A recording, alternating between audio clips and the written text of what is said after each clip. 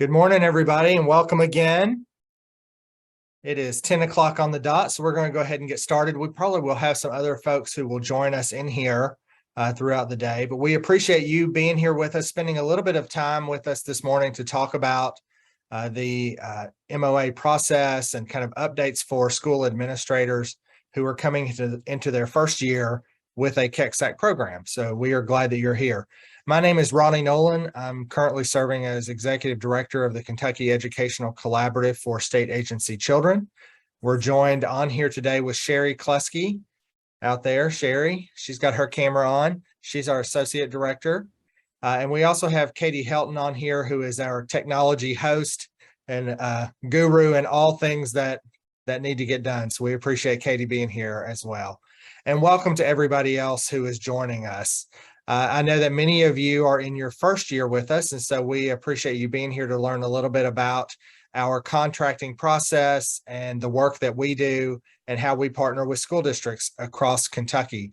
So I'm going to spend a little bit of time this morning talking about that process and answering any questions that you all may have about what this looks like and what's going to happen and kind of who we are. You will get on Friday during our new educators training, which is being held at the Embassy Suites in Lexington, you'll get a more detailed overview of our program and our partners across the state who work with us to ensure children and youth who are in the care or custody of the Commonwealth have an equitable educational experience and get quality educational services while they are in state care. That is our goal, and I know that it is your goal as school district personnel as well. So we're really excited about this continued partnership. I will share that KECSAC, which is the group that we are with, has been around since 1992. We partner with local school districts across Kentucky. I think we are in 50 school districts now with about 76 different programs that are operating that serve children and youth who are in the care of the Commonwealth. This includes kids who are receiving services in residential private child care facilities, as well as children and youth who are in juvenile justice facilities, both residential and day treatment programs across the Commonwealth. In addition to that, we have a couple of mental health day treatments, which are focused on in-home services. So kids reside in their home, but receive extended services, mental health services in their school district provided by a service partner, a mental health service providing partner. So we're really excited about all of those different types of programs, and you'll learn much more about those as we move into Friday. I do want to we have just a few minutes. I am going to share my screen so you guys don't have to look at me the whole time. And that helps me more than it helps you, I think, but maybe a little bit of both. So I'm going to share my screen and go into a little bit of a presentation that we have this morning. And I'm going to ask Sherry, if you could, while I'm sharing my screen, if there are comments in the chat, please bring our attention to those. So if you have questions at any time, any of you, feel free to jump in at any time. I don't mind jumping in. You can ask your questions out loud. You can post them in the chat. We can stop and talk about more details if we need to do that. Whatever you need is what we are trying to provide. So we want to make sure that you get all of your questions answered as well. And Ronnie, I just want to mention that this session is being recorded also if they want to share it with one of their other staff. Perfect.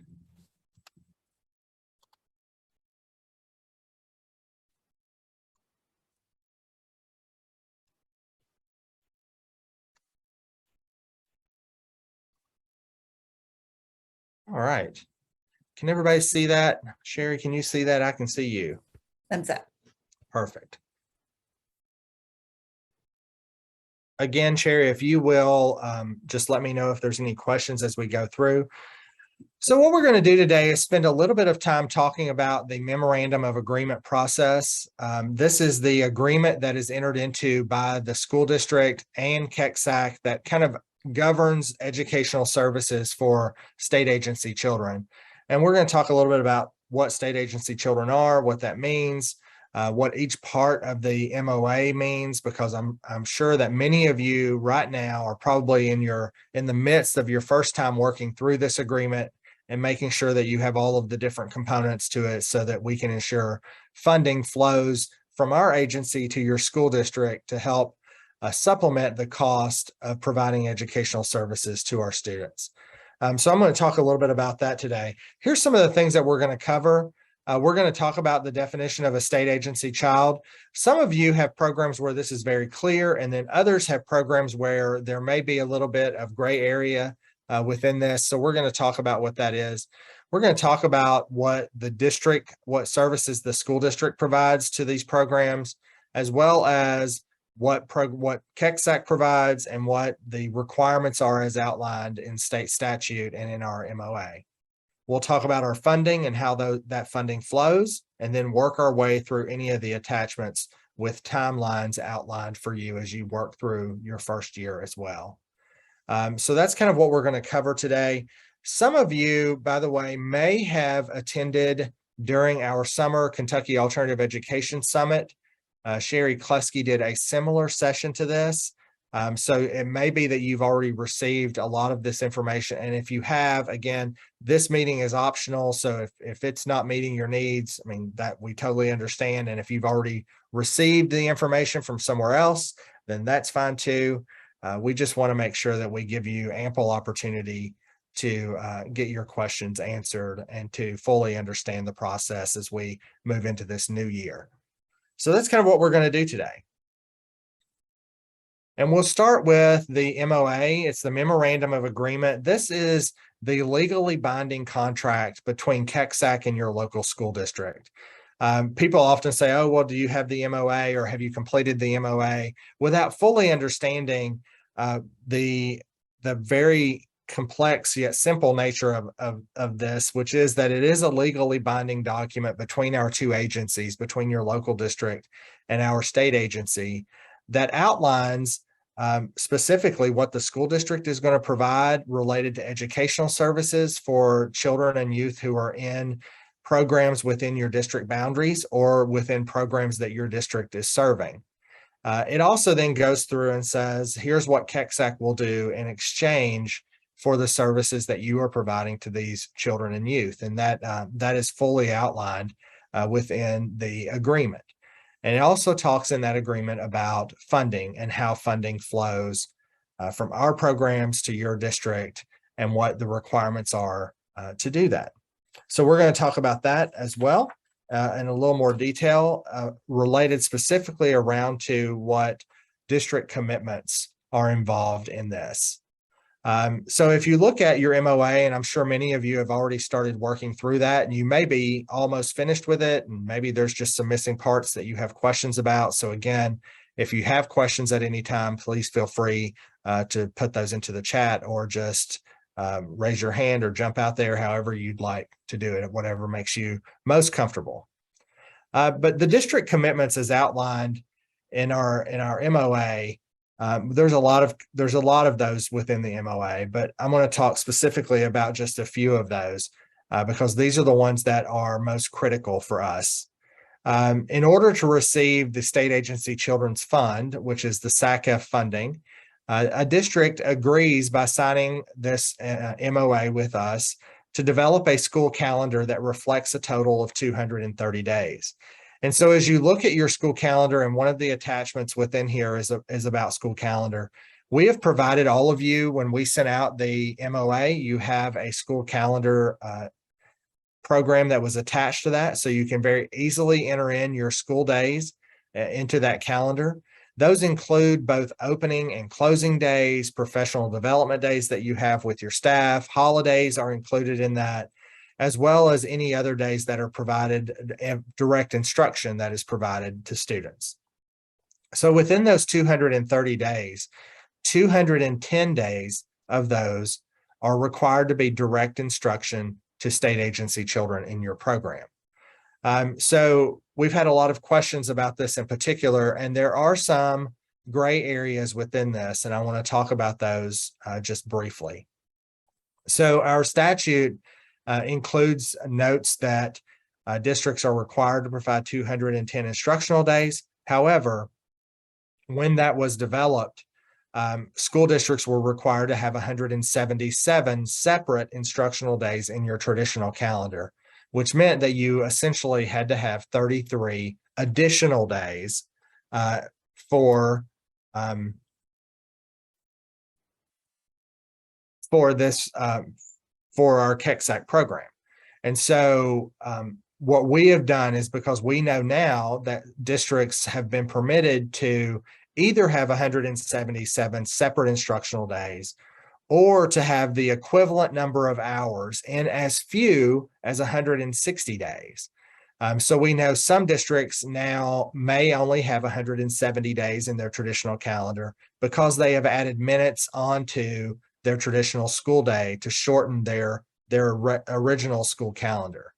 So while we recognize that districts certainly are permitted to do that, and that is fine with us, that is not an issue, we now require, if you have a shortened traditional school calendar that is less than the 177 days, you're required then to have 33 additional separate KECSAC instructional days. So if you have if you do your traditional calendar in 170 days in your district, and your district has that calendar that is approved by the Department of Education, and then you do that in 170 days instead of 177, we then only require you to have 203 instructional days reflected on your calendar. So I hope that makes sense. We've tried to be a little more flexible within that, because we know that districts are responding to a lot of different issues that are taking place across the Commonwealth, including recovery from the flooding in Eastern Kentucky, as well as the tornadoes that made their way through Western Kentucky earlier this year, at the end of last year. So that's how those calendar days will work out. And I hope that makes sense. If you have particular questions about that, please feel free to ask us.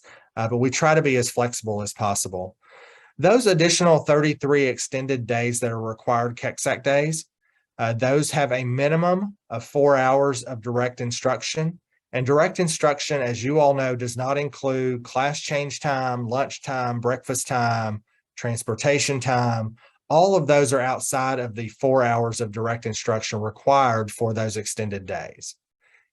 I'll also add here that while only 4 hours are absolutely required for those extended calendars, nearly every school district in Kentucky that provides services does a full 6 hours on those days, just because that is what is needed for our students in our programs. And districts have been very responsive to that, of saying, okay, well, how do we meet the needs of our kids, and what does that look like? And through assessment within the district, it's been determined that what students essentially need is that full instructional day. So nearly every district that we partner with goes above and beyond the 4 hours of direct instruction to do the full 6. In addition to that, to the school calendar, which has that 230 days and the equivalent of 210 days of instruction, with 33 of those being KECSAC extended days, the other part, major part of the district commitment, is that our classrooms have no more than 10 students per teacher, or 15 students per teacher if there's also a classroom aide available in the same classroom. People have asked me in the past, and so about how we determine if there's 10 students, or kind of, we have fluctuating populations, and some days we may have 13 kids and some days we may have 7 kids. And what we really look at is kind of an average enrollment process. So if you are averaging 10 students and you have 1 teacher, then we're fine with that, even though we know some days you may have 11 or 12 students in that classroom, but other days you may have 7 or 8 kids in that classroom. So we know that there's variation within that. What we do tell districts, and what we hold districts accountable for, is that if we are consistently above the 10 students, meaning that you are operating a program that consistently has 12 kids in the classroom, consistently has 13 kids in the classroom, we then will require the district to have a teacher's aide or a classroom aide in the same classroom, because now it's not an average. Now the average is much higher than that 10 that is required by state statute. So that's kind of how we work that when we do our site visits and when we come out to talk with programs and review the data, as well as we have access to Infinite Campus, the same as all of you all do in some ways. And so Ms. Klusky, our Associate Director, is able to also review those enrollments for those programs to make sure that we're meeting our requirements, and also to help you guys do that as well. So that is what is happening related to the district commitments and the major ones there. Again, if you have any questions through this, feel free to jump in at any time.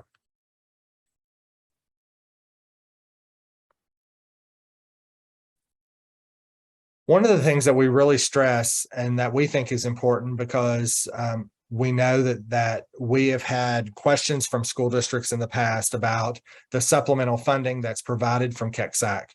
And currently we provide, I think it's just short of $6,000 or $5,000 per child to our school districts. It's just a little bit short of that. We know that those funds that we provide do not cover the full cost of providing educational services in your programs to children who are in the care or custody of the Commonwealth. However, we also know that the local district also is generating SEEK funds for each of those kids. You're also generating IDEA funds, as well as any title funds that you're eligible for, or any other federal or local funds that come into the district related to educational services for students. So the combination of all of those different sources generally have been able to provide for educational services, depending on how your district has set up your program. So we always stress that our funds were never, from the inception of KECSAC, intended to cover the full cost. They certainly are supplemental to help offset the expenses of those extended school calendar, so those 200 instructional days, as well as the smaller classroom size that are required within our programs. We know that we have continued to advocate with the legislature that we know that these funds, that we need additional funding for these programs. And so one of the things I will say this year is that Representative Jason Petrie, who is the chair of the General Assembly's the House in the General Assembly, their Appropriations and Revenue Committee, he led the effort to increase the allocation for state agency children. And we, in this budget cycle that just passed and in the current fiscal year that we're in, we moved from $9.5 million annually to support these programs to $11 million annually to support these programs. And that is the highest investment that the General Assembly has made to date in state agency children's educational services. Next year, because we have a 2-year budget cycle with the General Assembly, they increased that $11 million per year to $12.5 million for next year, starting on next July 1. So we do have a General Assembly that is, during these times of when we have a robust economy and that we have additional funding available, are making pretty significant investments into the educational services of our students. So we moved this year from about $4,000 per student that we were able to provide districts to nearly $5,000 per student with that increase. And we anticipate, obviously, that that will go up significantly for next year as well, as we take on a larger budget from the General Assembly. The other thing related to the MOA is that it is for a 12-month period. It starts at the beginning of July 1, and it goes all the way through. It goes all the way through the year. So even though we have a deadline of September 15th for MOAs to be back, we know that school starts for nearly all of our programs right on July 1 or shortly thereafter. So we recognize that you've been in class already for quite some time. And so this will just shore up that 12-month period for educational services. As I said, we do have this year, for the first time, $11 million that's provided from the General Assembly for the educational services of state agency children. That is actually included in the allocation for the Department of Education. There is a line item under the Learning and Results Services tab. So if you're a political junkie like me, and if you follow these kind of things closely, you're probably familiar with the state budgeting process. But KEXAC is one of those line items that falls under Learning and Results Services in the Department of Education. But those funds flow through the Department of Education. The Department of Education does not receive any of those funding. So from the Department of Ed, it is divided into about two different areas. One of those is the allocation that goes directly to school districts. And if you look at this flow chart on the bottom left-hand corner, you'll see that just shy of $10.2 million of that $11 million goes directly to our school districts who are serving state agency children. The other part of that, about 7.5% of that, moves through the Department of Juvenile Justice to our agency for the operation of our administrative program. And so you can see the flow of that. Those are pass-through funds through DJJ. They do not receive any of those funds either. And so it all comes back over to us, the Kentucky Educational Collaborative for State Agency Children for operating. And we are housed at the Kentucky School Boards Association in Frankfort. So if you are ever in Frankfort, that's where our offices are. We'd love to see you. Feel free to come by at any time. We're at the KSBA offices on Democrat Drive. Many of you are probably familiar with that location if you have passed through here in the past. And those are kind of how our funds related to state agency children move through the process. That $10.2 million that goes to school districts, that is again supplemental funding, and we provide those to school districts based on the average daily membership of the program, regardless of the type of program that it is. So you may be in a DJJ residential program or a DJJ day treatment program or a private child care agency program at a group home, or you could even possibly be at a psychiatric care center, hospital, residential treatment center. Any of those, they're all funded in the same way. And that is when we look at your ADM for the year. And so I want to talk a little bit about what that ADM process looks like because we will be collecting that from the districts as we move forward. On each of the following dates, which are included here, we have October 14th, December 1st, and March 15th. Our KEXAC Central team, central office team will run reports through Infinite Campus to determine the number of state agency children that are in your program. We will then submit that report back to you without any identifying student information, but you'll get a report back that says something to the effect of KEXAC has identified 10 students who are identified as state agency children in your program.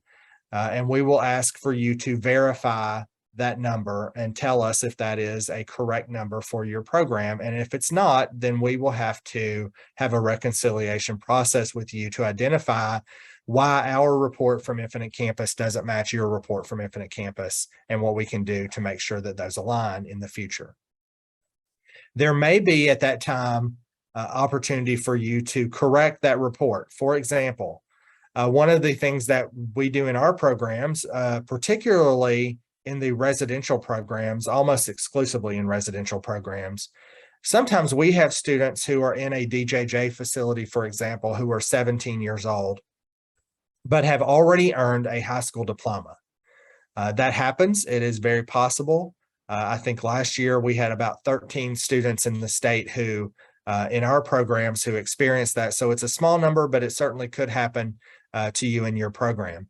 In those cases, we still provide KEXAC funding for those kids. So while they would not show up on the Infinite Campus report that you run to compare our numbers to your numbers, you would be able to add those students back to us through that verification process. So if you have students who don't show up in Infinite Campus because they've already earned a high school diploma, then you certainly can add those to the reports as we submit those and verify the data within your facilities.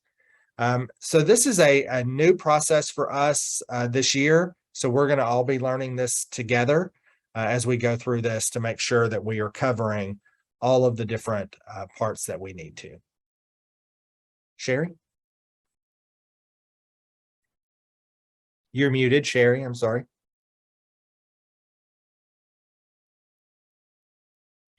I was just going to add, if they have any questions about how to, because we do have a lot of new administrators on here. If they have any questions about how to run that report, I can send them the information from how to run that report. And it's also listed on our website. Perfect. Thank you, Sherry. And You're while you mention that, that's an important part we want to make sure that our new administrators also fully understand, is that within Infinite Campus, there is a KECSAC tab that is located within Infinite Campus for you to identify students who are in your programs as KECSAC students. And so you'll need to make sure that you complete that KECSAC membership tab within Infinite Campus for every student that enters into your program, so that when you do run those reports through Infinite Campus, that it has the correct number of students who are in there. We're working on an update with Infinite Campus currently that will automatically end date students when they are unenrolled from your district from that tab. But that tab is very important for you to make sure that you complete all of the information within that tab, so that our reports and the Department of Education has an accurate count of the number of state agency children who are being served in your program. We also have directions on that as well, and Sherry can share those out with folks as well. We'll do that. Actually, Sherry, if we can put that on to include in a KECSAC This Week email to go out, we can make sure that everybody gets the direction sheet for how to do those student enrollments within Infinite Campus. Sure. All right, I'm seeing a couple of questions up here, so I'll just. They were just asking me to send them the information. So I'm going to send everybody that's on the webinar, the meeting. Perfect. Plus we can do it in the weekly. Yeah. We can also probably put it in the chat if you want to copy and paste it into the chat function, and then they can have that now if you have it available. Okay. I'll look for it and put it on there before it's over. Thank you. Thanks. All right. So then moving on to how, once we get those counts, and so then we determine how many students are within the program, we then talk about how funds are allocated to districts. And it's a pretty simple process. KECSAC staff does the math. It's very simple. We total the ADMs for all of our programs, and we divide that total into the amount that we receive from the General Assembly. Again, the rate for this year is $4,982, or just shy of that $5,000 mark that we discussed earlier. It's a pretty simple process. To receive the funding, however, so you'll get your allocation right up at the beginning of the year, and then to receive reimbursement throughout the year, districts are required to submit their expenditures to KECSAC quarterly in the Munis project budget report format. And so this is, if you've done budget reports previously, this is the standard Munis report that shows where your funds are expended and how they are encumbered. The first one is due October 25th. The second one is January 25th. The third one is April 25th. And then the final end of the year report is due to us no later than July 15th of each year. When we receive those reports, we will obviously review each one of those to make sure that any of the funds that are encumbered or spent have been spent appropriately.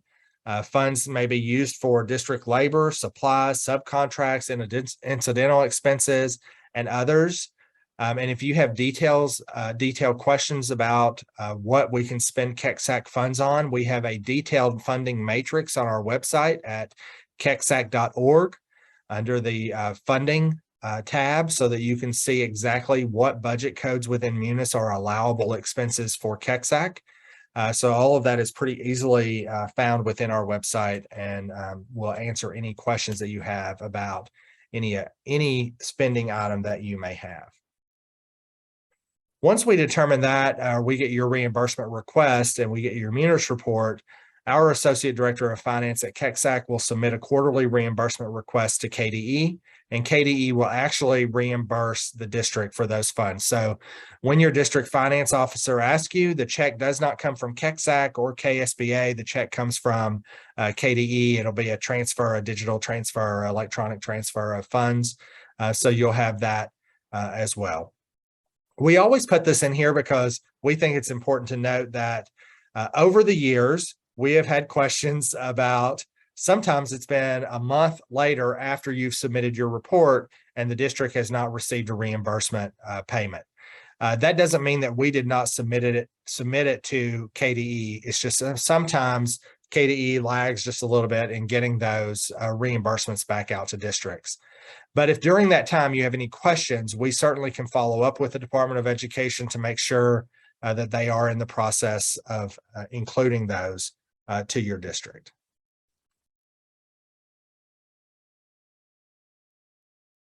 All right. And I'm seeing questions pop up in the chat, and I'm seeing that Sherry is answering those. So thank you, Sherry, for doing that. So those are how the funding follows through. And then we want to talk a little bit about KEXAC requirements, about what we require in our programs. And all of these things are required by statute. And so we'll have at the end of this a list of those statutes so that you can have that as well. And I know Sherry is going to be sharing this out with folks, so you'll have a copy of this for your records as well moving forward. But all teachers who are in KEXAC funded programs must meet Kentucky certification requirements. There is also some gray area in this, as many of you who have worked in alternative education settings know, that the Educational Professional Standards Board does allow any teacher certification to meet the requirement for teaching in an alternative education program. So that includes, sometimes we have elementary certified teachers who are teaching in a high school alternative program. That's certainly permissible under EPSB guidelines. I will say, however, that some of the data that we have shows that about 43% of the students who are in KEXAC programs across the Commonwealth have an identified educational disability. And we are really excited that we have about 2/3 of our teachers in all of our programs are special education certified as well to meet those needs, which is a huge accomplishment by our local school districts to invest those special ed teachers and what we think is probably one of the most vulnerable populations within the Commonwealth who need those specialized, individualized instructional supports. In addition, all of our new educators who are new to state agency programs, not necessarily new to education, because many of you are not, and many of your teachers who you may have hired this year for the first time, or your classroom aides are not new to education. They may just be new to KEXAC. And so they're required to attend that new educators training, which again is happening this Friday, August 26th at the Embassy Suites in Lexington.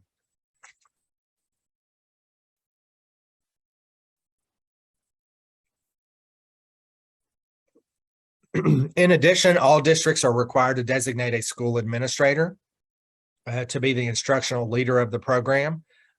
Our districts vary widely in who these folks are.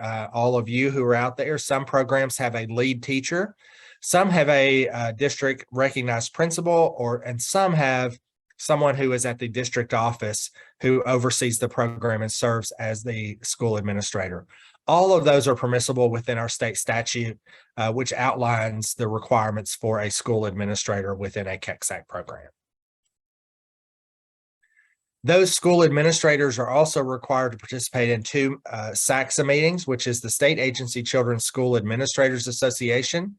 We have two meetings, the fall meeting. The first one is September 9th, 2022, and that's at the KDE building in Frankfort on 300 Sauer, which is on the first floor in their large conference rooms. So many of you will be attending that as well. And then our spring meeting is held on March 3rd, 2023. And that is a virtual meeting, which will be held by Zoom. You probably want to go ahead and get those in your calendar so you can make sure that we have those covered as we move forward. In addition, within the KEXAC statutes, it does note that the school administrator should participate in treatment planning conferences and team meetings or a designee.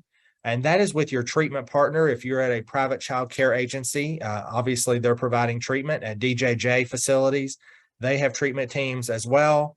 If you are in a day treatment program, those treatment folks are employees typically of the district.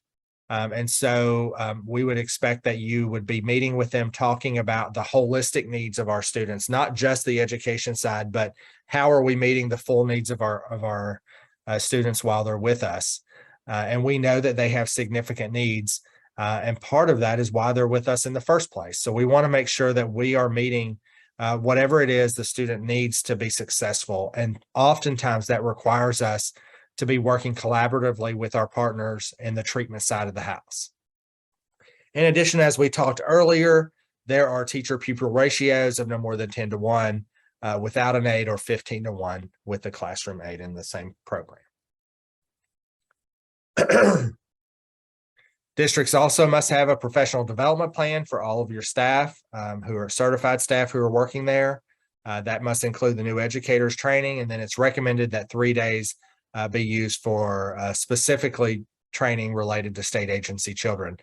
Our program, KECSAC, will be offering multiple professional development opportunities throughout the year, and we'll be sharing that out through our weekly email blast that you'll get those.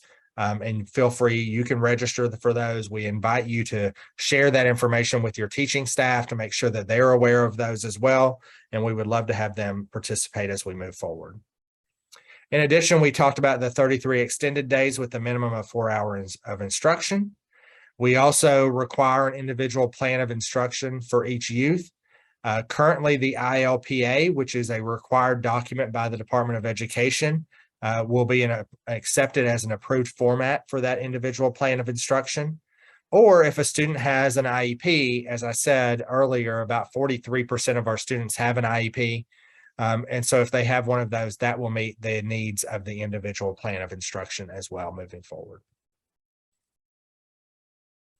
In addition, the state law also says that all youth who enter into a program must have a formal or informal academic assessment within the first 30 days of placement. Most of our programs do those within the first 5 days of placement, just so that we have a full understanding of where our students are and what we can do to meet them where they are to help them be successful.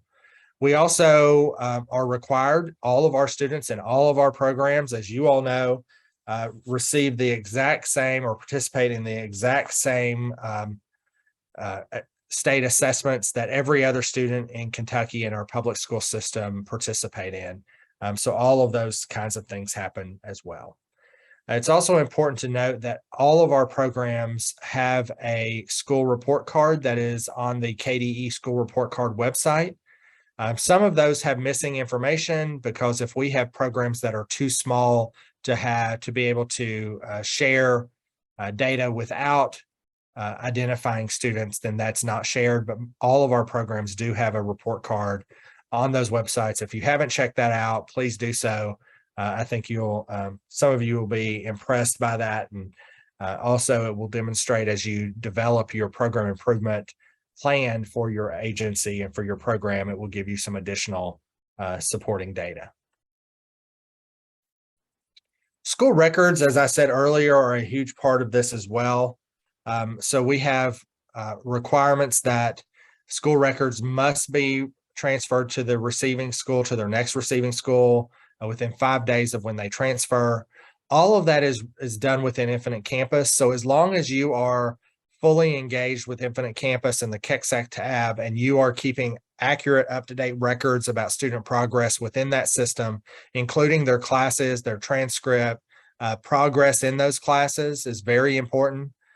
So as students earn partial credits, or if they complete units, or they do other things, it's important for that data to be captured within that Infinite Campus tab, so that when students move to a new facility, we don't lose academic growth time or academic achievement time that students have earned.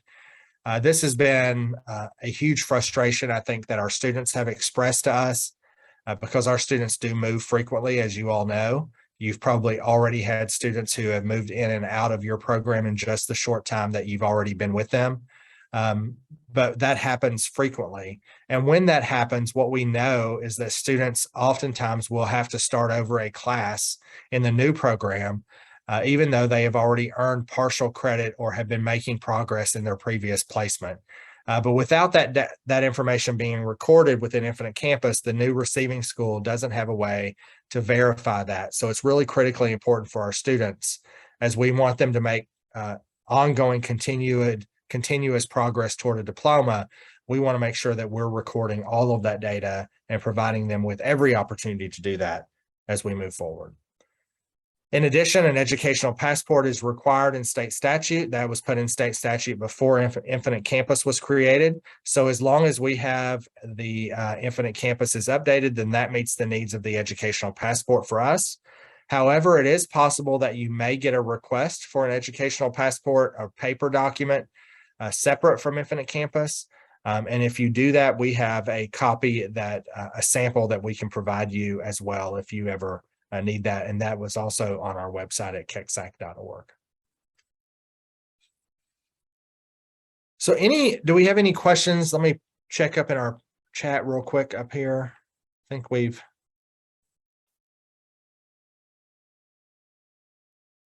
All right. I think Sherry's answering all of those questions. And so as we kind of move into our last part of this hour together, I want to move through our MOA attachments fairly quickly to make sure that we cover all of those, and then also give you a little bit of time if you have any additional questions that we don't cover.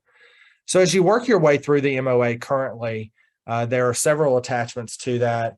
I think there are 9 attachments total that go with the MOA, and we're going to just quickly walk through each one of those. So attachment 1 is the budget for this school year. The district within this budget must submit the total educational budget for the program in the MUNIS format. The budget must include state agency children's funds and SEEK funds that are allocated for the program. So any funding that is placed into your district budget for this program has to be reflected in that MUNIS report that you submit as part of your budget. The second one is a more comprehensive budget, which has all of the sources of funding that are generated by state agency children. That includes things like Title I funding, any other federal IDEA funds, local tax revenue that is allocated for these programs as well. And then there's a sample of that is included as part of your MOA document that we distributed earlier this summer. As we talked earlier, the school calendar is attachment 3. We did provide you with also a sample there that's an easily fillable drop-down kind of menu that you can place in your days. Again, those have 230 days with the minimum of those 210 days of instruction or the equivalent. Your extended days must be designated that way. And we also request that these be included in Infinite Campus in your school calendar for your particular program. Attachment 4 is a makeup day plan. So we know, gosh, if we have experienced anything in the last couple of years, it's extreme weather in Kentucky. And certainly it seems as though there's been a shift in maybe even our seasons a little bit, in that our spring oftentimes brings a lot more snow than we've been experiencing. And so we think it's critically important that we have a makeup day plan. We need you to complete a makeup day plan and then submit that as attachment 4 with your MOA. Attachment 5 is your SEEK calculation worksheet. This is a worksheet that we provide you that we request that you complete this. It includes the base SEEK payments for your district, any of the at-risk add-ons, as well as any disability add-on that is calculated within that.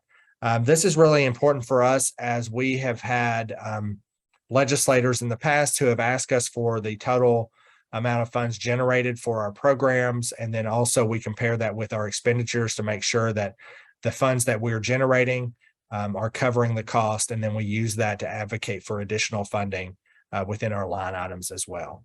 This also gives you a very good idea of the amount of money that your students in your programs are generating for your district. And oftentimes, or sometimes, this has created within the district a little bit of stress for some of our school administrators when we have done the SEEK calculation worksheet, and we note that if we are in a program where we have, a large percentage of students who have an educational disability, is that our students who have disabilities, most of them is a low incident category disability, which is as far as funding is concerned, is the highest category for supplemental funding for disability add-ons. And so once we do this worksheet, I think sometimes folks are surprised by how much money these students are generating in the district, especially sometimes when we compare that to the amount of money in some districts that are being spent on these programs. So this gives you as a school administrator additional financial support or additional data to advocate for the needs of your program and to make sure that you're receiving what your students need within your facility.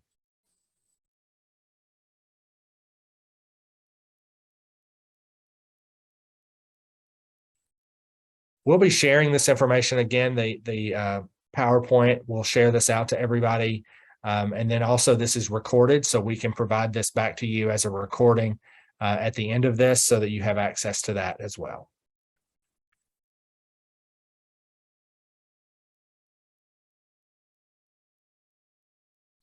Attachment 6 is the interagency agreement. This is a current interagency agreement between the school district and the program. So as I said earlier, when we talked about the MOA, and I said the MOA is the contract between KEXAC and the school district. The interagency agreement is the contract between the school district and your service provider, the program. So we know we have day treatment programs, we have DJJ programs, we have DCBS programs, and mental health programs. For DJJ programs, they submit you annually an interagency agreement, and then you guys sign that, and they submit those to us. So you don't have to submit those if you're a DJJ program. But the interagency agreement is a negotiated agreement between the district and the program that has to be renewed each year. And it is the legally binding contract that outlines the duties and responsibilities of each partner agency, so of both the district as well as the program.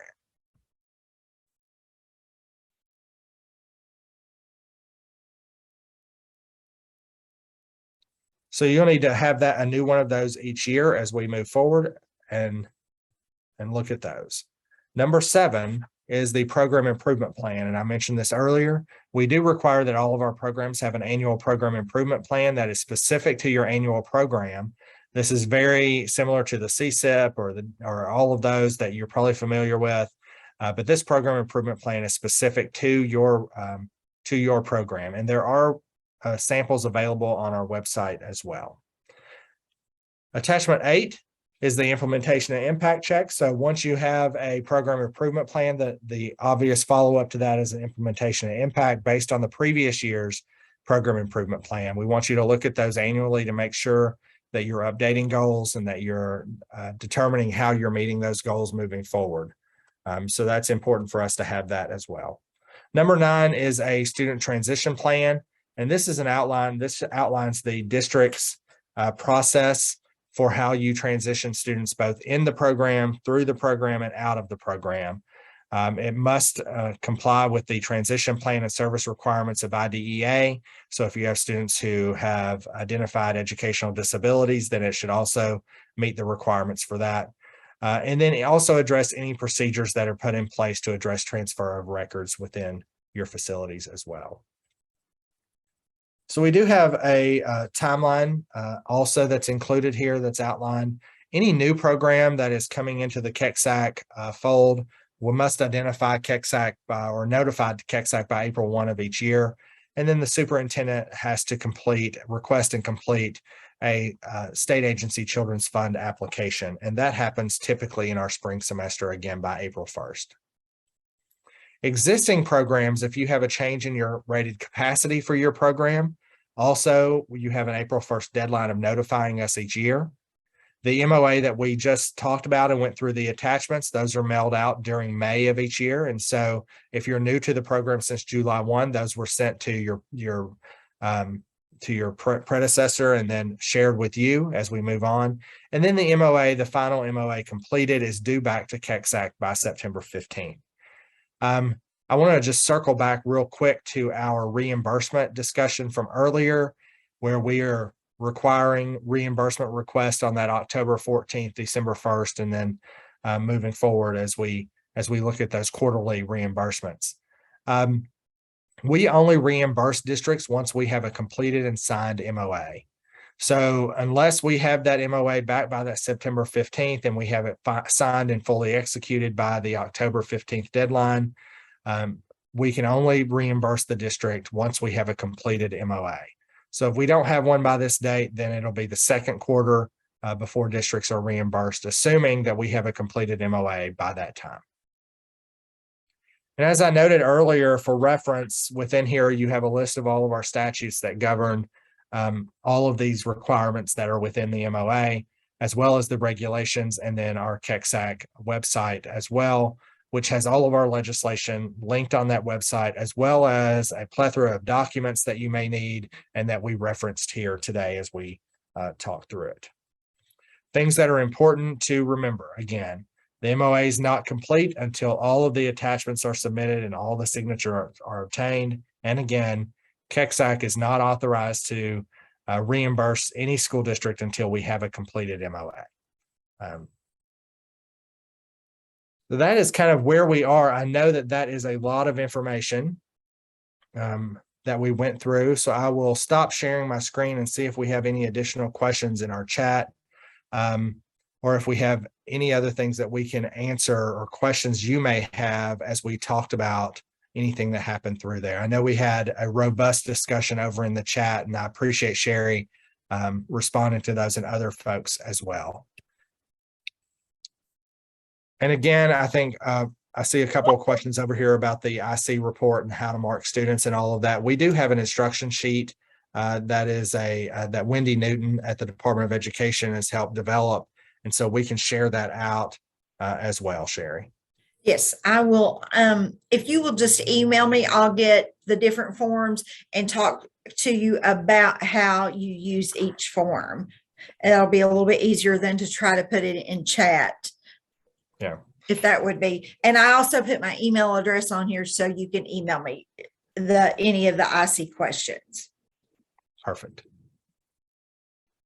Once you do it and kind of get in there, it becomes pretty easy. It becomes pretty secondhand. And so we should be able to do that. We'll also, again, if you look at our kecsac.org, all of our emails are on there as well. And then you'll be able to find those as well on there and any other information you may need. I also included my email in the chat, and Sherry included her email in the chat as well. There is a question about a virtual option for the SACSA meeting. There is not a virtual option at this time for that SACSA meeting on September 9th. That'll be held in person, as it was held in person last year as well. So unless there are additional COVID restrictions that happen between now and then, it'll be an in-person meeting again at the 300 Sauer building in Frankfurt.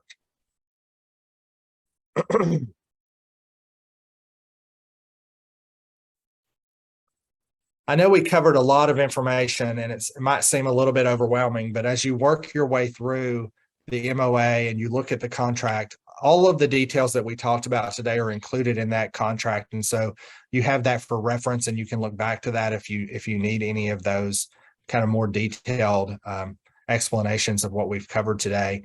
In addition, as I noted earlier, this is being recorded, and so we can share this back out as well as the PowerPoint that we have today to make sure that you guys have an additional reference document if you need that as you work your way through.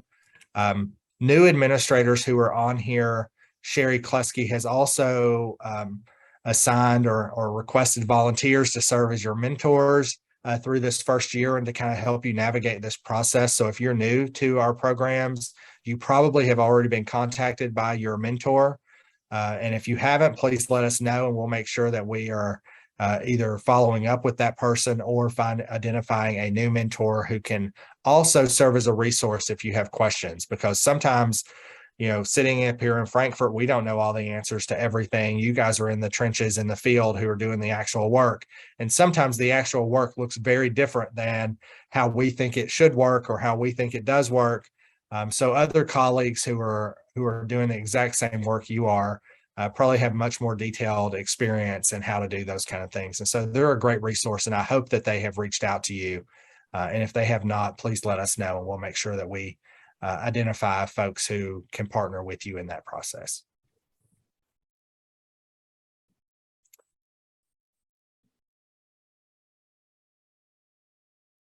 Awesome. And Katie has already emailed out an email to everybody who she thinks is on here we think we've captured everybody, and you should have a resource email today that has some additional resources on it.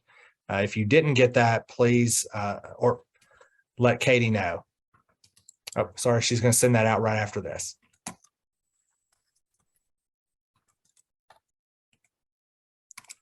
Any other questions that folks have? As I said at the beginning, I think, this is, gosh, I can't think of a better job to have in Kentucky or anywhere really. A lot of times our students, and you've probably already experienced this, sometimes they can be a little frustrating and difficult and challenging. And we know that. And we know that our students have experienced some pretty significant trauma in their lives that have led them to their placements within DJJ facilities, or certainly are within our DCBS facilities. Nearly all of those students have experienced abuse or neglect. And so we know that we're dealing with both a fragile population, but also a very challenging population sometimes. But what I think that you'll find, and what folks tell us and our experience in working with these students, is that we have tremendous growth that takes place when they're with us, both social emotional growth as well as academic growth, and just the ability of being able to provide a safe, nurturing, supportive environment where we provide the full wraparound services that our kids need. It's pretty amazing to see what happens, the transformations that take place when students are with us. And so I can't think of a better vocation for you to dedicate your life to than this. So I just want to, as we close out today, thank all of you for stepping into this role and for stepping into this arena, which is a lot of people are scared of or find too challenging. And what I like to say is that we have the best kept secret in education in Kentucky, and we have folks who are incredible, who are doing incredible work with incredible students and seeing incredible results. And so thank all of you for your work and your dedication to this. And we look forward to continuing partnering with you. So thanks everybody for being here today. You have all of our emails. Email us at any time, and we will see all of you on Friday in just 2 days. So thanks everybody. We'll see you then.